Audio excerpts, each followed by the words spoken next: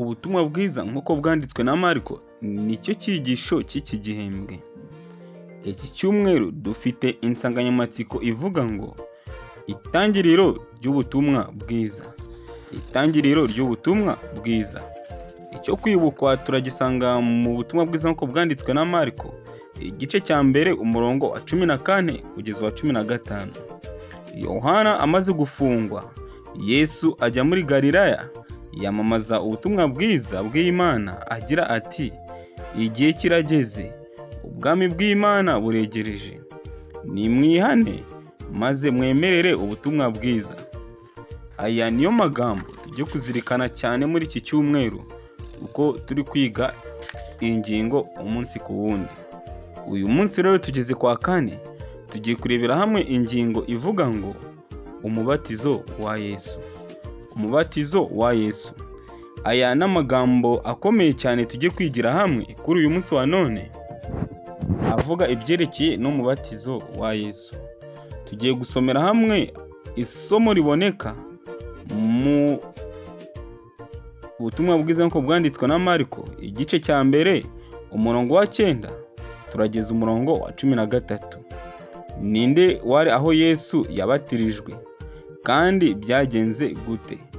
Twigire hamwe ibigendanye n'umubatizo wa Yesu, maze twibaze wari uri aho Yesu yabatirijwe, kandi tusubize ikibazo kibaza kiti ninde wari aho Yesu yabatirijwe kandi byagenze gute? Aha tugiye kurebera hamwe iri somo riboneka muri Mariko igice cya mbere, turebe umurongo waho wa 9 turageza ku murongo wa 13. Hari amagambo avuga ngo,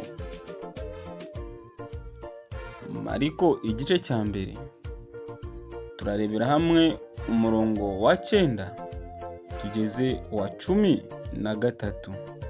Hari amagambo avuga ngo, Yesu abatizwa na Yohana ageragezwa na Satani. Yesu abatizwa na Yohana ageragezwa na Satani. Muri iyo minsi Yesu ava i Nazareti y'i Galilaya araza abatirizwa na Yohana muri Yorodani. Avuye mu mazi, uwo mwanya abona ijuru ritandukanye, umwuka aramanuka amujyaho asa n'inuma. Ijwi rivugira mu ijuru riti, ni wowe mwana wanjye nkunda nkamwishimira. Uwo mwanya umwuka amujyana mu butayu, amarayo iminsi 40 n'amajoro. Amarayo iminsi 40 ageragezwa na Satani, aba hamwe n'inyamaswa. Abamarayika bakamukorera. Amarayo iminsi 40 ageragezwa na Satani, aba hamwe n'inyamaswa. Abamarayika bakamukorera. Aya n'amagambo atubwira uburyo Yesu yabatijwe n'uwamubatije.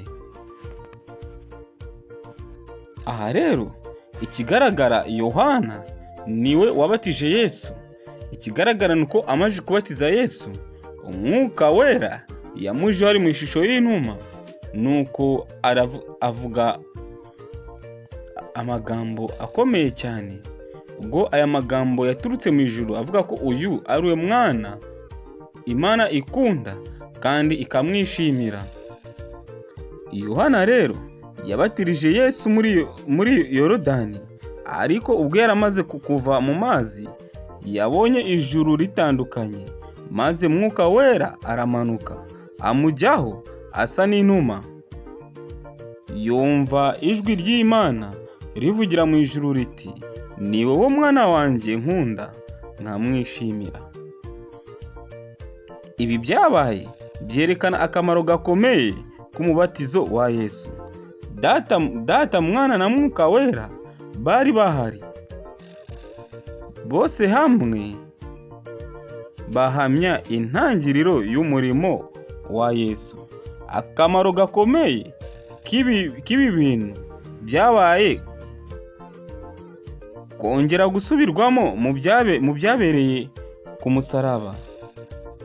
Tubwirwa muri Mariko igice cya 15, byinshi mu bintu bisa nabyo tubona muri iyi nkuru byongeye kugaruka muri ibyo byabaye nyuma. Inshuti bakundwa bene data, Mwuka ajyana Yesu mu butayu. Ijambo kujyana rikomoka ku ijambo ry'Ikigiriki akbalo, ijambo rikomeza gukoreshwa mu butumwa bwiza bwanditswe na Mariko, rivuga ibyo kwirukana abadayimoni. Kuboneka kwa Mwuka ahangaha kwerekana ubushobozi bwa Mwuka Wera mu mibereho ya Yesu. Umwami yaratangiye urugendo rw'umurimo we, maze ahita asakirana na Satani.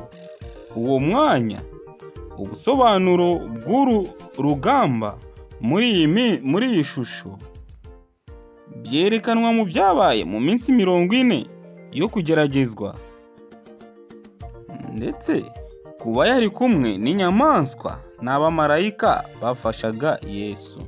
Bakundwa, abamarayika ntibigeze bareka gufasha Yesu, kandi ubwo Kristo yaratangiye uru rugendo yatangiranye na Mwuka Wera. Mwuka Wera yaramurimo, kandi kuba Mwuka Wera yaramurimo ariko yahise asakirana na Satani.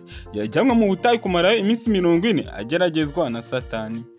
Ako nshuti bakundwa, abamarayika nabo bakomeje kubana nawe. Ubutumwa bwiza bwanditswe na Mariko butangira ku ishusho idasanzwe igaragaza Yesu mu mico ibangikanye n'ubumana n'ubumuntu. Ku ruhande rw'ubumana avugwa ko ari Kristo, akaba na Mesiya, Uwiteka wahanuwe n'intumwa, umunyabushobozi kurusha Yohana, umwana w'Imana ukundwa wamanukiweho na Mwuka. Ariko ku ruhande rwa kimuntu tubona ibingibi: yabatijwe na Yohana, kandi yajyanywe n'Umwuka, ndetse yageragejwe na Satani, kandi abana n'inyamaswa, agakorerwa n'abamarayika. Uyu Kristo imico yose yamugaragaye ku itangiriro ry'ubutumwa bwa Mariko. Ubumana ndetse n'ubumuntu byose byamugaragayeho. Mbese inshuti mukundwa, kuki ayo mahabane? Ibi biganisha ku kuri gutangaje kwerekana Kristo umwami n'umukiza wacu, Imana yacu, ariko nanone kandi ikaba n'umuntu, umuvandimwe wacu n'urugero rwacu. Mbese ibi tubyiyumvisha gute mu ntekerezo zacu? Ibi ntitwabyiyumvisha, ariko tubyemezwa no kwizera, kandi tugatangazwa n'uku kuri